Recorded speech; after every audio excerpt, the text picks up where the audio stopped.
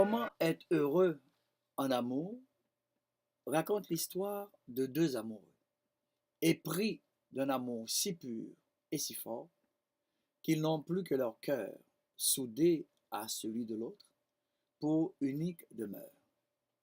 S'appuyant sur l'expérience de mon couple qui dure depuis plus de 40 ans,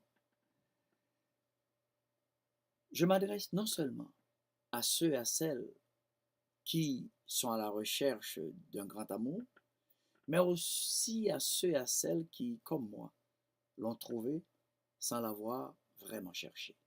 Cette histoire d'amour me fait penser à un arbre dont j'ai pu identifier trois de ses principales racines, qui sont la tendresse, le respect et l'équité. J'ai identifié également 9 branches. Il y en a d'autres, mais les 9 principales. D'abord, la première, c'est être deux.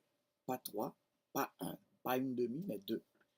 L'attirance réciproque, le désir de croissance, la compatibilité, la volonté de vivre ensemble, la renonciation à changer l'autre, l'apprentissage des règles de la communication, la complémentarité et la boîte à souvenirs heureux. Se faire plaisir quelques secondes par jour pour remplir cette boîte.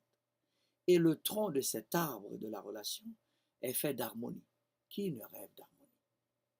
Et ce que souhaitent la plupart des gens qui vivent ensemble, c'est de vieillir ensemble. Quel beau cadeau.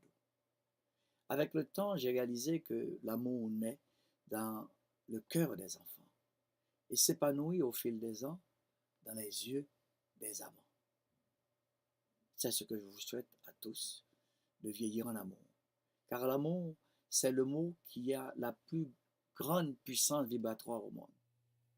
Quelle joie de nous laisser envahir jour après jour par les souvenirs heureux des plus beaux de nos rêves vécus à deux.